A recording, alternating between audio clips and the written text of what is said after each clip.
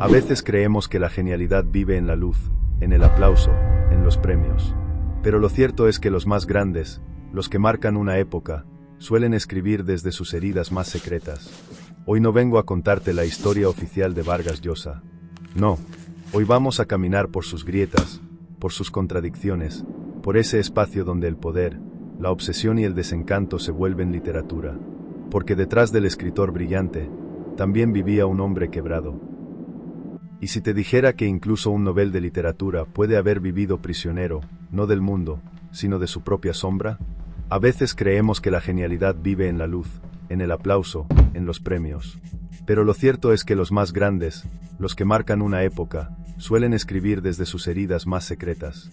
Hoy no vengo a contarte la historia oficial de Vargas Llosa. No, hoy vamos a caminar por sus grietas, por sus contradicciones, por ese espacio donde el poder, la obsesión y el desencanto se vuelven literatura. Porque detrás del escritor brillante, también vivía un hombre quebrado. Mario Vargas Llosa nació en Arequipa en 1936. Pero no fue un nacimiento cualquiera. Su vida comenzó marcada por el abandono. Su padre desapareció incluso antes de que él naciera. Lo creía muerto. No fue sino hasta los 10 años que descubrió que ese hombre, al que idealizaba como una figura perdida, estaba vivo, y que no era un héroe.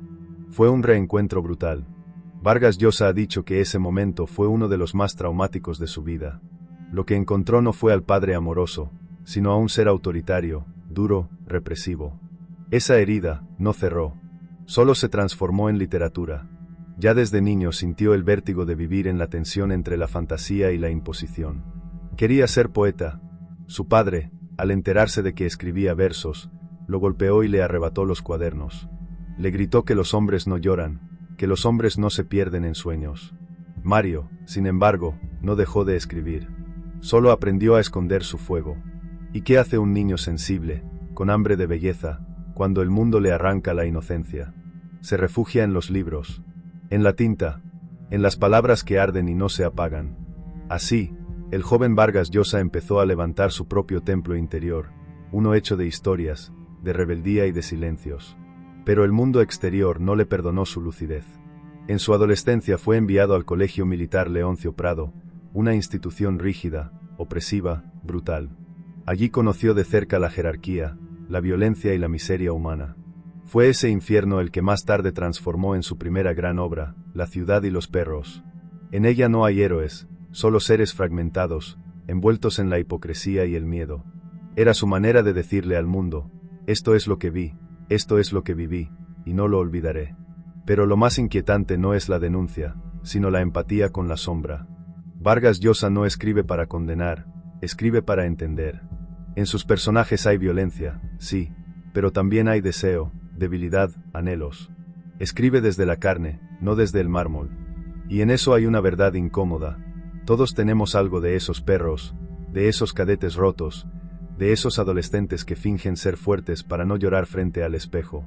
Con el tiempo, Mario se convirtió en un hombre de mundo. Viajó, estudió en San Marcos, en Madrid, en París. Aprendió otros idiomas, vivió otras guerras. Pero siempre llevó consigo la cicatriz de su padre, el silencio de su madre, y el fuego de un Perú que no entendía del todo.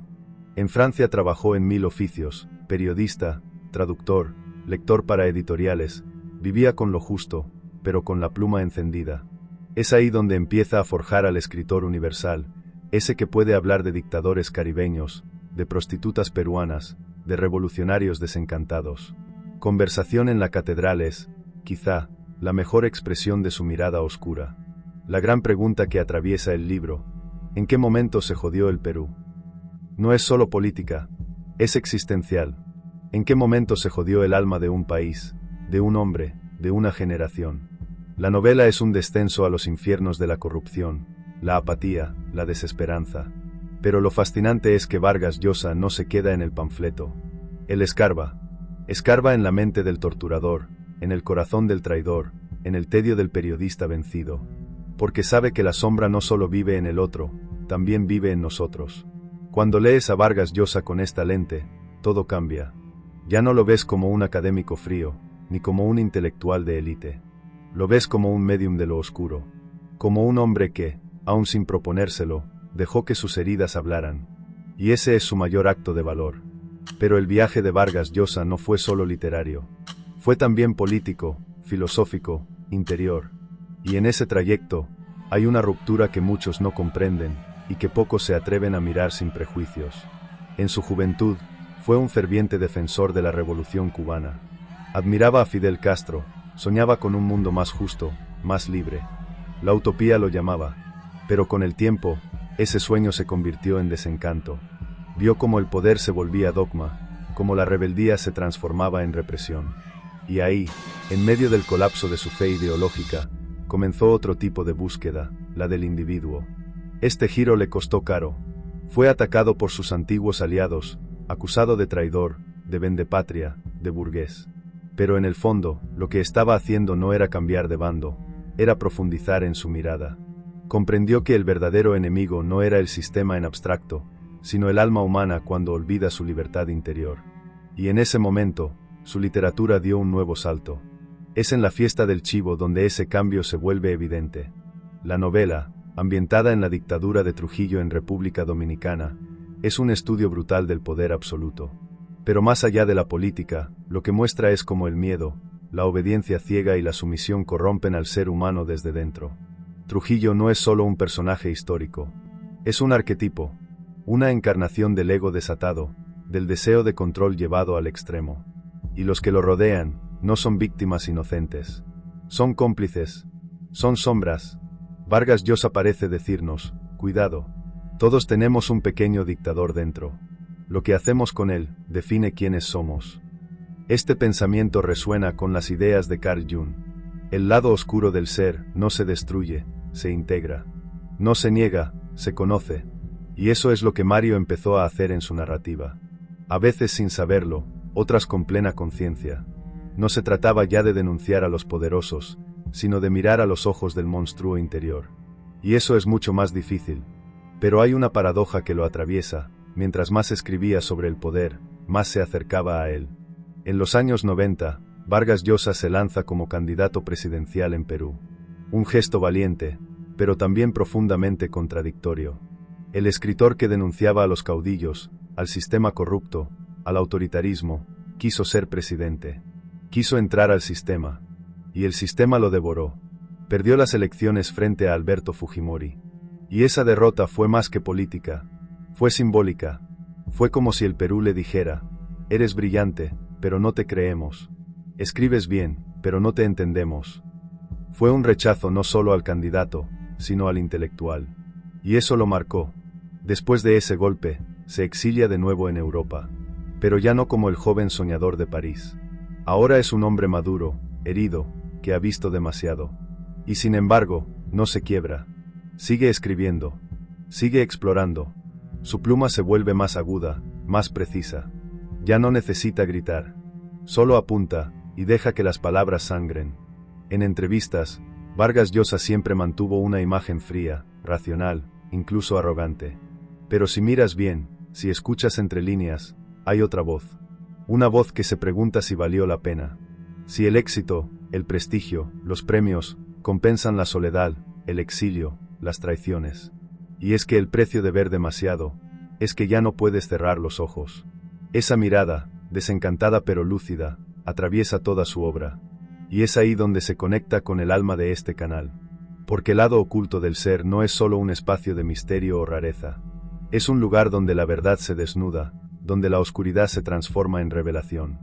Vargas Llosa no es un santo, no es un gurú, pero sí es un testigo.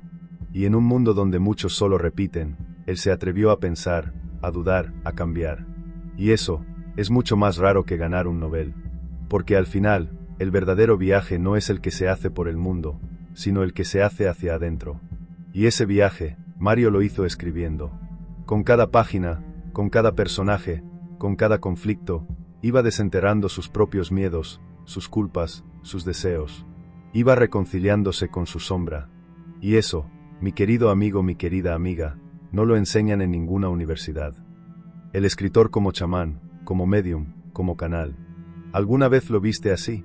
No solo un narrador de hechos, sino un evocador de almas. Un ser que viaja a través de los sueños, de las pasiones, de los terrores, y regresa con una historia como quien regresa de una batalla espiritual. Así vivió Mario. Así escribió. Cada novela suya puede leerse como una confesión en clave. Conversación en la catedral no es solo sobre corrupción o desesperanza. Es una autopsia del alma peruana, y de la suya propia. Porque en esa búsqueda de en qué momento se jodió el Perú, también hay una pregunta más íntima. ¿En qué momento me jodí yo? Esa es la herida. Esa es la grieta por donde entra la luz. Y lo más hermoso, y a la vez más trágico, es que Vargas Llosa nunca dejó de buscar. Aunque ganara el Nobel, aunque sus libros se tradujeran a decenas de idiomas, aunque lo invitaran a las élites del mundo, él sabía que lo esencial no estaba ahí. Que la verdadera redención no venía del reconocimiento externo, sino de una mirada interna. Incompleta, tal vez, pero honesta. Él mismo admitía que escribir lo salvaba de la locura. Que sin la ficción, su mundo colapsaría. Y eso es lo que lo conecta con los grandes, con Dostoyevsky, con Faulkner, con Conrad, todos hombres desgarrados, heridos, pero capaces de convertir su dolor en belleza. Capaces de mirar el abismo y describirlo con palabras que arden. Y es curioso, ¿no? Porque uno podría pensar que Vargas Llosa era distante, cerebral, político. Pero si te detienes a sentirlo, no solo a leerlo, descubres otra cosa, un hombre atormentado por la dualidad. Un hombre dividido entre el orden y el caos. Entre la norma y la transgresión. Entre el deber y el deseo. Tal vez por eso nunca dejó de escribir sobre el erotismo. Los cuadernos de Don Rigoberto, Travesuras de la niña mala, no son simples historias de amor. Son exorcismos. Son formas de decir, también he sido débil, también he caído, también he deseado lo prohibido. Pero en lugar de esconderlo, lo convirtió en arte. Y eso, también es una forma de magia. Porque el escritor, cuando es auténtico, no es un moralista. No enseña lecciones. Solo se desnuda. Y al hacerlo, nos invita a desnudar nuestras propias contradicciones. ¿No es eso lo que hace el esoterismo auténtico? Revelar lo oculto. Sacar a la luz lo que la sociedad quiere reprimir. Mostrar que no somos santos ni demonios, sino alquimias andantes. Y que solo aceptando nuestra sombra, podemos empezar a transformarla. Ahí está la grandeza secreta de Mario. No en su fama, no en sus medallas, sino en su capacidad de mirar la oscuridad de frente y escribir desde ahí, sin temblar. Demostrar que incluso los hombres más brillantes están hechos de barro, de deseo, de miedo, de fracaso. Y sin embargo, seguir adelante, seguir escribiendo, seguir creando, porque en el fondo, cada novela es un acto de resistencia. Una afirmación silenciosa de que la palabra aún importa, de que la imaginación aún tiene poder, de que, aunque el mundo se desmorone, todavía podemos contar una historia, y con ella, sostenernos. Ahora que ha muerto, muchos lo recordarán por su ideología, por sus polémicas, por sus errores. Pero aquí queremos recordarlo por lo que fue en esencia, un hombre que se atrevió a escribir su sombra, que, entre contradicciones y exilios, entre glorias y miserias, no dejó de buscarse en sus propios laberintos. ¿Y sabes qué? Eso también es una forma de redención. Porque tal vez no se trata de llegar a la luz, sino de aprender a caminar con dignidad en medio de la oscuridad. Quizá esa sea la gran enseñanza que deja Vargas Llosa en su partida. No una lección de política, ni siquiera de literatura, sino una lección de desnudez espiritual, de atreverse a vivir en la contradicción, de escribir desde la herida, de no temerle al juicio del mundo, ni al juicio de uno mismo. Porque el que escribe como él sabe que el precio de la verdad es la soledad, que no hay mayor acto de valentía que enfrentar el espejo y no apartar la mirada. ¿Te das cuenta? Detrás de cada palabra suya había un eco de infancia golpeada, de juventud rota, de exilios voluntarios y guerras internas. Detrás del autor consagrado, del académico reconocido, del político polémico, había un niño que buscaba redención. Un hombre que sangraba en silencio y lo disimulaba con párrafos perfectos. Pero la perfección, amigo mío, no está en el estilo. Está en el acto, en la decisión de seguir escribiendo a pesar de todo. De abrir el alma como quien abre una herida antigua. De escribir no por gloria, sino por necesidad. Por eso su muerte no es un final. Es un umbral. Porque los verdaderos alquimistas no mueren. Solo transmutan. Dejan el cuerpo, pero no la esencia. Y si escuchas con atención, si lees con el alma, su voz sigue ahí, susurrándote desde las páginas, desafiándote a pensar, a sentir, a mirar más allá. ¿En qué momento se jodió el Perú?, preguntaba Zabalita. Pero tal vez la verdadera pregunta no era esa. Tal vez era, ¿en qué momento dejamos de luchar por la verdad? ¿En qué momento dejamos de escribir desde las entrañas? ¿En qué momento aceptamos que todo se volviera ruido, y dejamos de escuchar al corazón? Vargas Llosa no fue un santo. Fue humano. Terriblemente humano. Y por eso, profundamente necesario. Porque en un mundo que premia las máscaras, él eligió mostrarse con todas sus fisuras. A veces incómodo. A veces contradictorio. Pero siempre real. Y esa honestidad, en tiempos como estos, es oro. Es alquimia. Hoy, su obra queda como testimonio de una vida consagrada a la palabra, a la duda, a la búsqueda. Y si alguna vez sentiste que eras demasiado contradictorio, demasiado complejo, demasiado sensible para este mundo, tal vez sus libros sean para ti. Tal vez ahí encuentres un reflejo, una chispa, una pregunta que te acompañe en tu propia oscuridad. Porque no estás solo. Y eso, quizás, fue lo que Vargas Llosa quiso decirnos todo este tiempo, que la literatura, al final, no es otra cosa que una linterna en la caverna. Un fuego encendido en medio del abismo. Una promesa de que, aunque no haya respuestas, vale la pena seguir preguntando. Vale la pena seguir escribiendo. Vale la pena seguir sintiendo. Y vale la pena, por sobre todo, no traicionar jamás la voz que arde dentro de uno. Si esta historia conectó contigo, si sentiste que algo en ti se removió, ve un paso más allá, comparte este video con alguien que necesite recordar que incluso en la oscuridad, hay luz. Aquí en Lado Oculto del Ser hablamos de lo que pocos se atreven, exploramos lo invisible, lo olvidado, lo esencial.